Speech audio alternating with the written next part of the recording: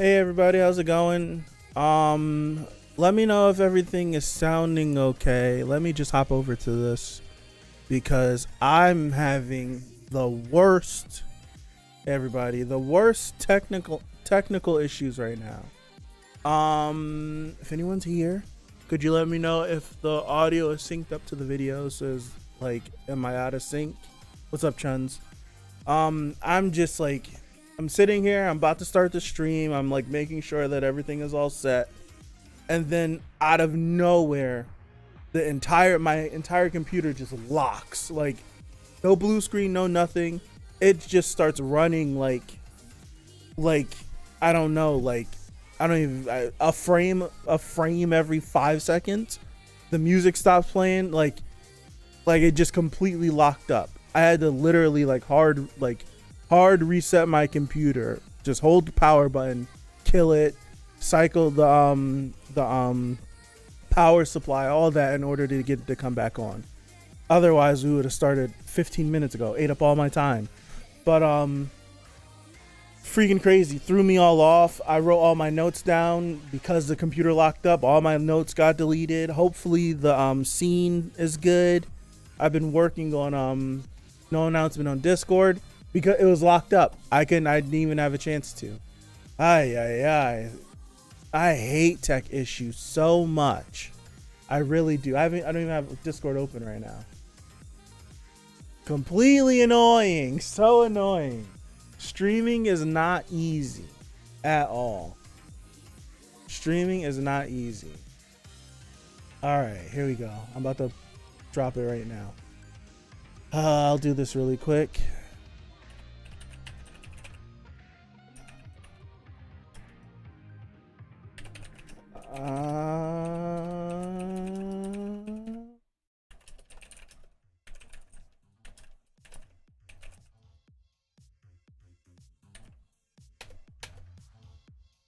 There we go.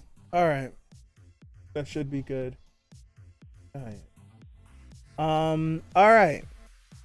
I got the chat pulled back up. Okay, so I wasn't able to do an anime club. I literally have like 40 minutes to do this. I usually try to give myself an hour before I have to do my next stream. So the last anime club stream was 2 weeks ago. Let me just pull this up because we're going to talk about this first. The last anime club stream was 2 weeks ago. I wasn't able to make it last week. I got stuck at work. So I'm supposed to have a bunch of episodes I have watched, but I haven't. Life has been crazy. As it comes to this show right here, I said I would catch up by the next time we did a book club, and I forgot. I totally forgot. Like, I 100% forgot to watch. So I've watched episodes 1 and episodes 2. That's all I got for you. I don't have anything else. I'm sitting there every other day. I'm like, you know what? I should watch it. I should watch it. And I never did. And then before I know it, I'm like, it's Friday. I don't have time. Like, this stream starts as soon as I get out of work. It's not like I can sit here and try to get episodes in before. So I watched the second episode. I can talk about the second episode for a couple of minutes. I like the show a lot. It's really funny. I feel fraud because I said I would be ready and I'm not ready. I feel like a fraud, but I'm really enjoying this show. It's funny. The whole date thing was hilarious.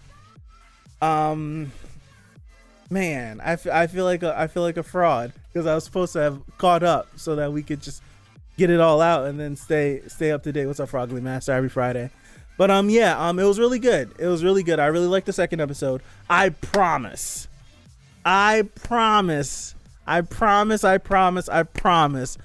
will have caught up by next anime club. So that's next Friday. I will have caught up. I had to spend some time after the summertime rendering stream after this one to just clean up the scene that I created for anime club, because I had a certain vision, but I couldn't get After Effects to work properly for me. I'm not versed in After Effects, So I wanted to get like some moving background, and I'm like struggling. I'm in the process of learning. So I'm working on that. Hopefully I can have that ready for next week. So I kind of just like threw it together how I know best. But yeah, I really enjoyed the second episode. That's pretty much all I could say. There should be so much more to talk about, but there isn't. I do agree. It's like a Gojo and a Marin in a Sentai world. The whole concept of the date where, what's the ranger with the big boobs? What's her name? I can hear him saying it in my head, but she gives him the advice that a date should be something that the both of you like, and he's like, oh, we fight, we do all this stuff, so you know our date's gonna be working out. And you think it's a disaster. He starts to panic, but then she comes through, and it's just like very wholesome. Like it starts, it's funny, it gets wholesome, and then they have like this real natural moment where they're about to kiss it, but then we get baited once again, and they get called for something. I had a really hard laugh when they're his name is Fudo. Don't know her name, just call her Yellow Gelato. That's true. His name is Fudo, and her name is, I don't remember her name. I feel like I should. He says it so many times, but I know for sure his name is Fudo. Yellow Gelato. I'll call the Yellow Ranger Yellow Gelato. Yep. Isn't she like Decimi? Thank you, Decimi. But at the before the ED plays, they're both standing there. They're like, they're both still on like their emotional high after their date, and they're like, Red Gelato, please help us.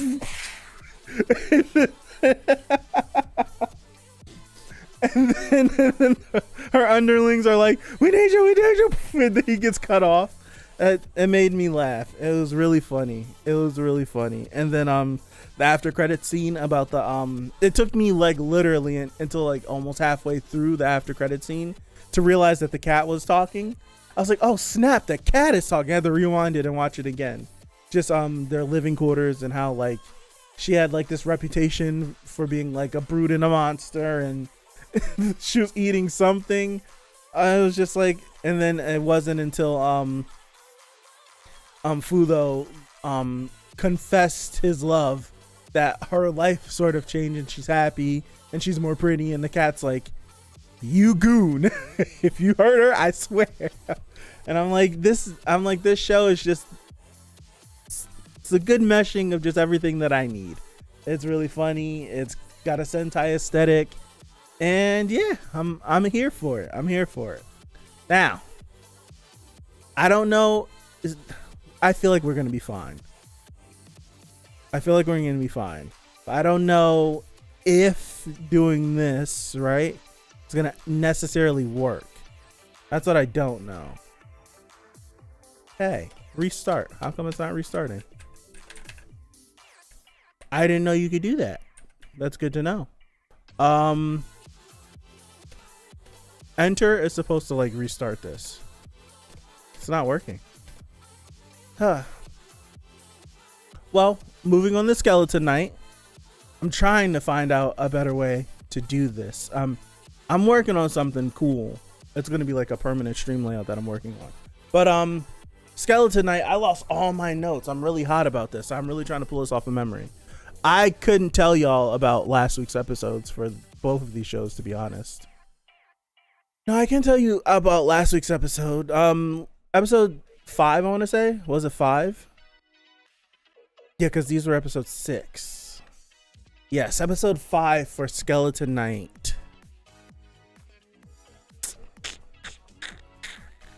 The only thing I really remember from episode 5 of Skeleton Knight is him revealing his identity. Was that episode 5? I don't remember. I'm just gonna talk about episode 6. I feel that I don't remember much about last week's episode for Skeleton Knight.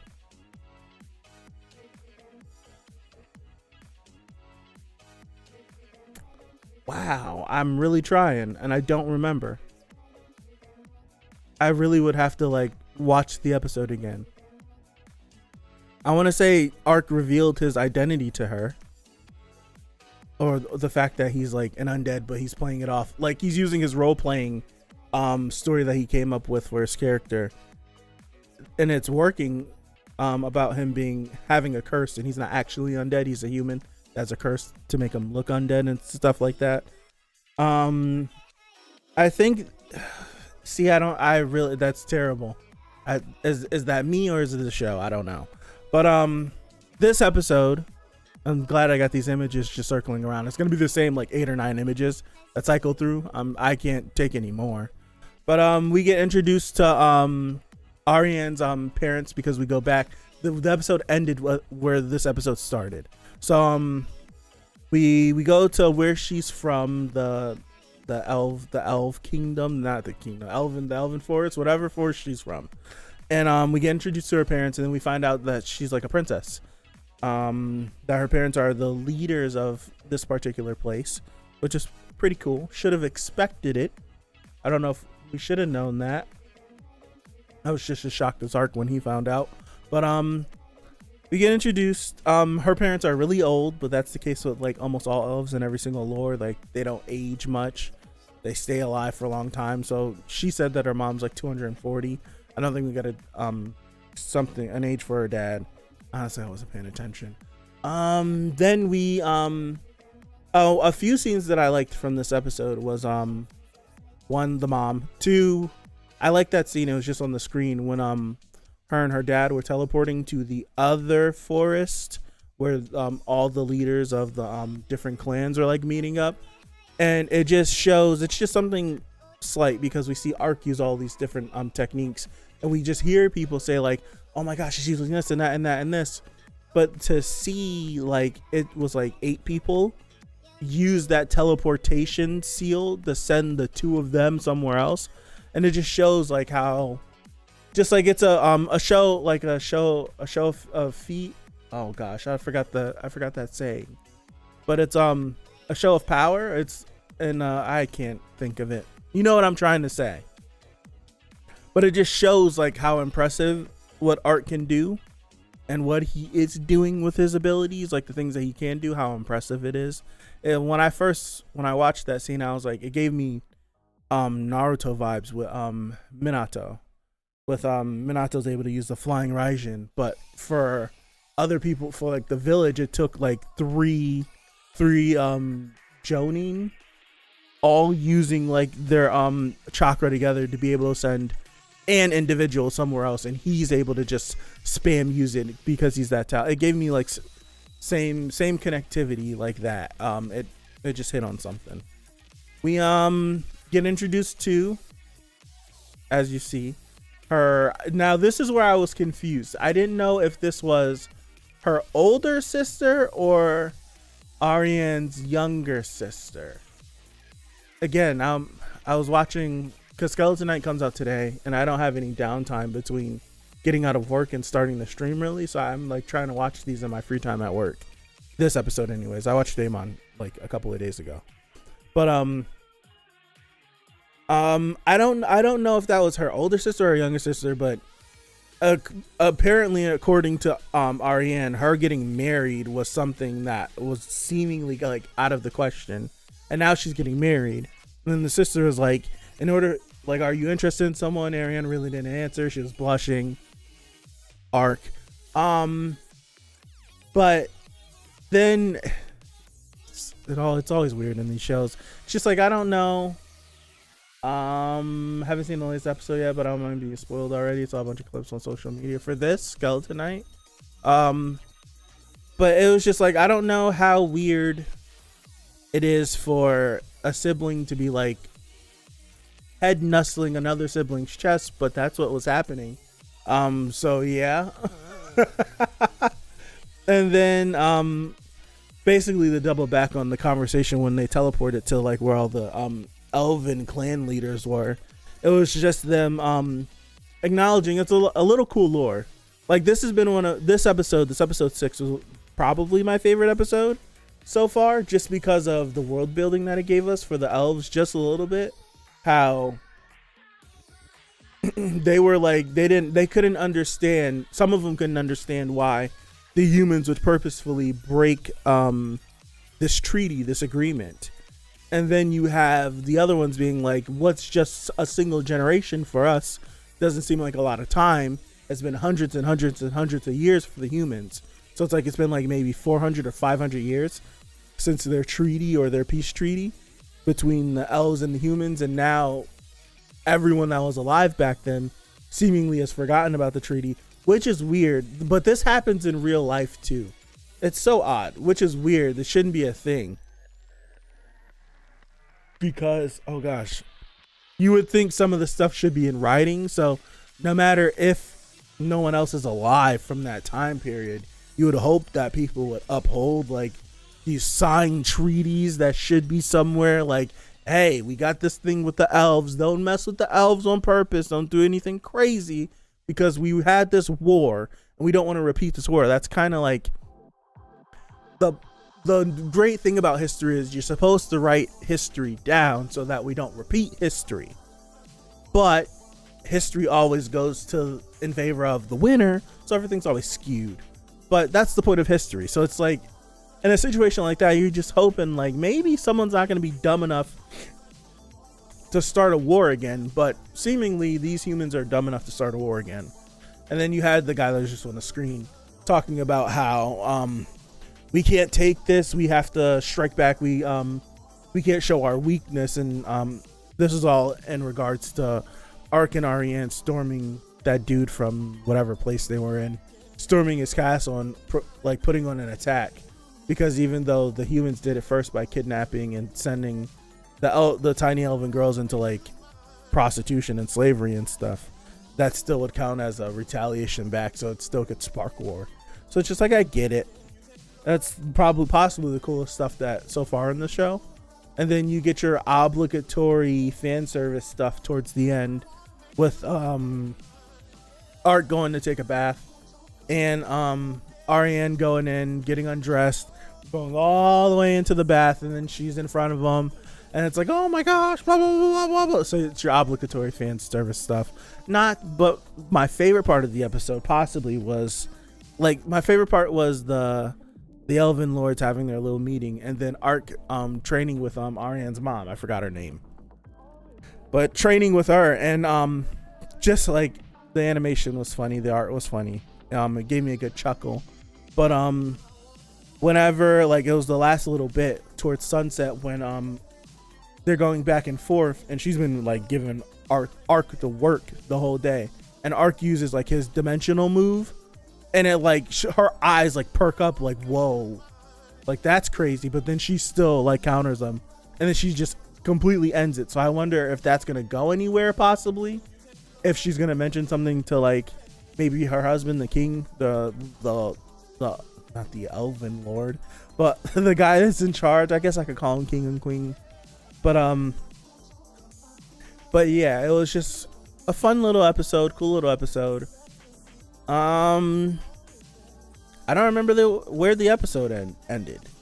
The episode ended with Ark sitting here like, oh yeah, like I said this thing, and using like his uncurse on himself, and then his arm turning human, and then him like freaking out, and then the episode ended, which is interesting. I wonder if he uncursed himself and it actually worked, what would happen to his skills? I wonder if his skills are connected to his appearance, or I don't know. I'm thinking too much into this, but that's all I got for this. I'm gonna move on to Deaimon, and I gotta get up out of here. Here we go with Deaimon. Now with episode 5, I don't necessarily remember everything about episode 5. Episode 5, I do know it was the grandmother finally came back, like since her husband died, their grandfather, Naogomu's grandfather. Since he died, she like travels the world. She goes traveling, and then she returns every year for this festival. And this was her time to return, and she came to whip him in shape. I think there was another parts of this episode, but the stuff that I really remember the most was when the grandmother came back. And the grandmother came back, and she's like whipping him in shape. Now this is like the last couple of Anime Club streams with this series. I've been talking about how it feels like it's wearing thin how everyone is just like so hard on Naogomu, even though it's done for comedic relief. It's kind of like annoying to a certain extent, because it's like, granted, Naogomu's he's a goof, he's a klutz, he's so aloof, but he's like so good-hearted and he has good intentions and he's trying, and it feels like no one's giving him chances, but it's all done up for comedic effect. But I say all that to say, when the grandma came back to do it, I didn't mind when she was like on him. Like I thought it was hilarious, because it may not be this, I may just be running with my own headcanon, but like I'm certain she knows how Naogomu's granddad felt about him, so it's like whipping him into shape, because she knows, like, she would know how much he cared about it, because they're always like, they're around each other, so it's like she would know how much he cared for it. She knew how much her husband cared about him loving this, and just what it takes to take over. So I didn't mind her being like strict and waking up. I was a little mad at him when he woke up at like 5. He woke up at 5. He went downstairs, seen that she was like praying, and then he was like, I'm gonna go back to sleep. I'm like, no, don't go back to sleep. He went back to sleep, overslept, got in trouble for it. That part was funny to me. So it's like with the grandma, I didn't mind any of that. And then you get to see, like, in her travels around the world, she's not just like traveling just to like travel. She's going around, she's helping people, she's like spreading the word about the shop. If you ever go back to Japan and go here, this is my shop. And it's just like she goes to other people's shops around the world, she helps out a little bit. So I'm like, I'd love to get like a little episode just following the grandma on her travels. Like, I thought that was a really cool thing. That's really what stood out to me about episode 5. I'm pretty sure if you mentioned something to me, I would remember. Matter of fact, I do remember the other part of the episode was oh my gosh, what's his ex-girlfriend? I have Kyoko stuck in my head, but that for some reason that doesn't seem like it's right. I want to say it's Kyoko, but for some reason I feel like that's not right. Man, please forgive me. I'm probably like messing up. I can't remember where that name is coming from. But it was her, it was Itsuka, and oh no, what is the girl's name? The she plays the guitar. Nope, that's Kaguya. It's Kanoko. What is Kyoko from? It'll come to me. Kanoko, thank you. I'm like, I can't remember to save my life. Kanoko. It starts with an M. The girl with the purple hair. She had the YouTube stuff. She was singing and playing the guitar. It starts with an M. I want to say it's not. Is it Megumi? Is that right? Oh my gosh, forgive me. It was those three going around.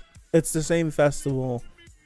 A Mid-City, thank you. I feel like poop for forgetting their names, but it was that same. It was all, the whole episode was interconnected. So it was like the something to do with the people that have passed on and they come back, and then they leave by the end of the festival. So it was them like walking around the town, and they both like Kanoko is Nagomu's ex. So it's like she knows a bunch about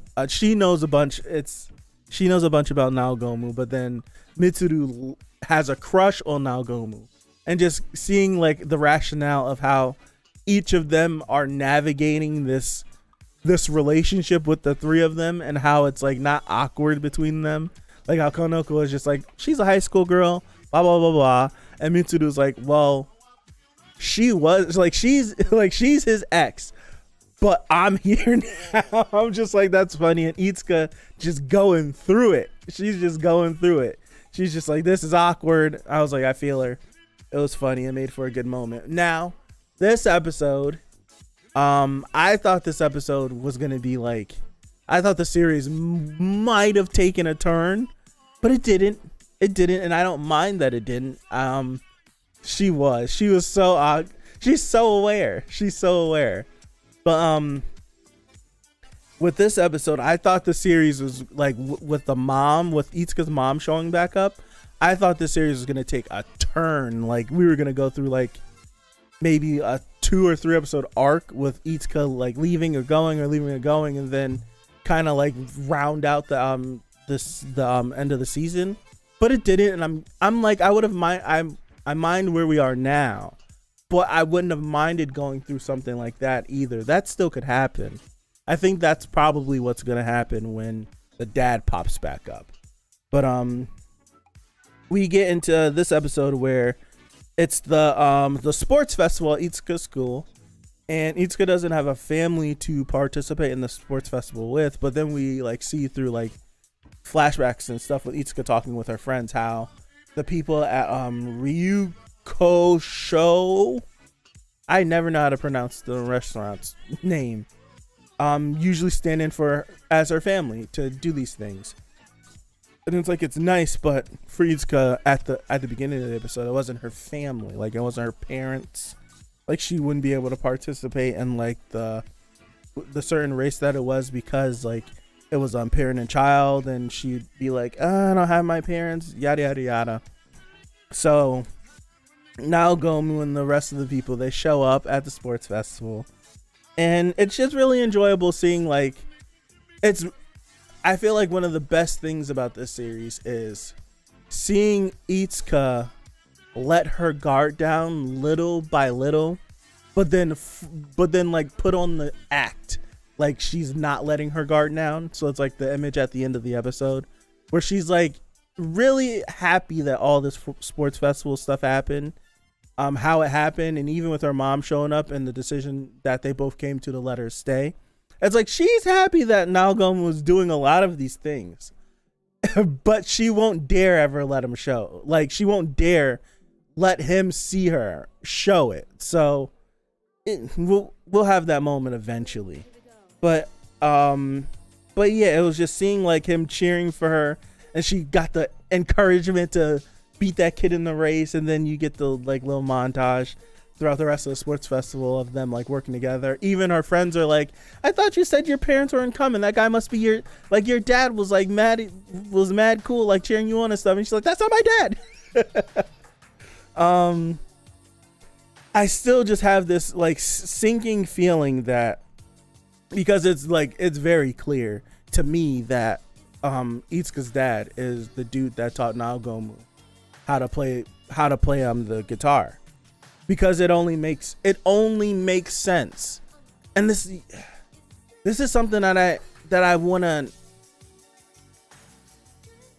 matter of fact, you know what? Naogomu wasn't there. Because moving on to later in the episode, whenever the mom shows back up, the mom she didn't know that she got dropped off here. She, through the private investigator, she found out that Itsuka got placed here. But when she was talking to Naogomu when they were on their walk going to the bridge, I want to say, because she knows about Naogomu through this stuff, but oh man, am I like misremembering this? But I want to say she remembered something about how like her husband's like personality traits and something like that, how she like he left her or something. So I don't remember who said it, if it was Naogomu's parents, if it was her, but just how it felt like he left her there because he knew the parents. That's what it felt like. He knew the parents, he left her there, and they were willing to like take her for whatever reason that he gave them, that so that he had to leave her there. That's the vibe that I picked up, if not reading the subs. I don't remember who said it though. So I think it's just like very clear that Itsuka's dad is the same person that taught Naogomu how to play guitar, like who he went to school with. And it just makes sense that Naogomu wouldn't know, like the parents, this is something, it might lead into like maybe they should have just told us to Naogomu, but Naogomu, unless his parents would have told him, would have no idea who her dad is, especially if he lost contact with the guy because he left. But the parents maybe would know him. I don't know. I just feel like it's just gonna be this difficult moment whenever like Naogomu runs back into his friend and they start to reconnect, and Itsuka like runs into them, and it's just like he's like, oh, Itsuka, and she's like, dad, and then he's like, dad. It's gonna be like that moment, and I can see like all this hard work that Naogomu possibly was putting in with building this relationship with Itsuka. If she found out that they were friends, she might feel some sort of way. She's 10, I think. So it's like, I wouldn't be mad at her if she felt some type of way. Like, you knew who my dad was this whole time. You never said anything, this, that, and the third. Like, I could see a miscommunication happening there. But moving on, the one thing that I really wanted to bring up, because I feel like this might be a point of contention or a point where some individuals might be mad at Itsuka's mom, and it's a situation where I kind of can understand why Itsuka's mom did what she did, even though I don't agree with it. I can understand it. It was like how Itsuka's mom was explaining, I don't even remember her name, how she became like the primary breadwinner of the home. Like, she was like the stable income provider, and she would always go to work. So when like she presented the idea of, Itsuka, why don't you come with me, like we have to leave, and she's just like, no, you go with work because you always work, because she's a baby at that point. And she's like, bye bye mommy, like you're gonna go to work and you're gonna come home from work, and I'm gonna see you when you come home from work. And when I seen that, it was just like, I think the reaction that kind of like hit me was she just left and she never came back. And she was kind of like, it was just like the thought of like her daughter being like cheerful the last time she saw her, like, cool, yeah, she'll be fine. But that's kind of what bothered me. But a little revelation to my own, a sort of situation was similar. That's why I connected, and it made sense so easily, was when I was a kid, when I was a baby. It's, let my parents explain it. My dad stayed home when I was a baby, and my mom had went back to work. And my mom, according to the both of them, my mom worked a lot. My dad stayed home, because this is around the time my dad had cancer. So he stayed home. And my mom says one day, like, she tried to like do something with me, and I like ripped away from her and like freaked out because she was never home, and I was like so clung to my dad. So she was like, enough's enough. She quit. Like, so it was like it was like the same thing when I was looking back at that, where it's like, oh man, it's just like, I've heard this story so many times throughout my life, where it's like a situation where a kid is just like, you're really not around that much. Cool. Like, if you leave, what? All right. If you come back, okay. And it's just one of those where it's just like, my mom was like, nope, I'm quitting. You got to go to work. So my dad ended up working, and she ended up staying home. And I guess it's for the best. My mom is calling me right now. So, hold on. Yep. But, she hung up. So yeah, so it's like, I connected, and even, I don't know if, I kind of like the decision that the mom made, where she's just like, if my daughter's happy where she is, and she's like, everything's being provided for, I'm going to actually step in and try to be a part of her life. Like, be mom as much as you can be mom in another continent, but actually be a part of her life, since I've been trying to get back in contact with her, but not ripping her out of the situation that she's loving and these people that love and care for her.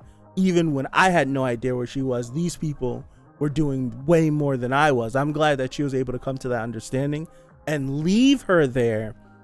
But now she's just in constant contact. So it's like updates and everything. And I really thought that was a really cool thing, because that could have just been like the mom could have gotten toxic. She could have just left with no contact. I like how she's just like, I want what's best for her. And if her staying here is what's best for her and she'll love it, like the last thing I want to do is make her hate me. Especially I've been gone all this time and now I'm just going to come and try to rip her away, bring her to a whole nother country or a continent, like go back to Europe. Like, I'm glad like this was the decision.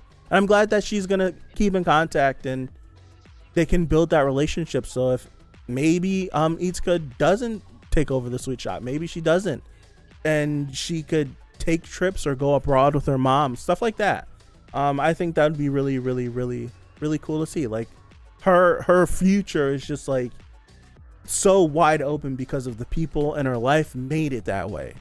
The only thing that's really a burden to her right now is just her dad, and that attachment. She loves her dad so much, she just wants her dad. And we'll see if the dad pops back up, if he like truly abandons her and wants nothing to do with her, if he's like remorseful for what he did, comes back and takes her, or she just stays at the shop. Maybe he just comes by and he's just like dad from afar, who knows. But that's all I got for this. I'm sorry, this one short, a little bung together, but I'm definitely gonna try to make this happen better next week. So I gotta go. I gotta get ready for the summertime rendering stream that's happening in 6 minutes. So if you want to hop over to that, hop over. But if not, hopefully you have a good rest of your Friday, a good rest of your weekend, and hopefully I see you next Friday for the next anime club. I'm definitely going to make sure that I catch up to Love after World Domination. Definitely going to make sure I catch up with that. So that's the plan. Hopefully I see you there. Have a good rest of your day, and I'll see you. Peace out.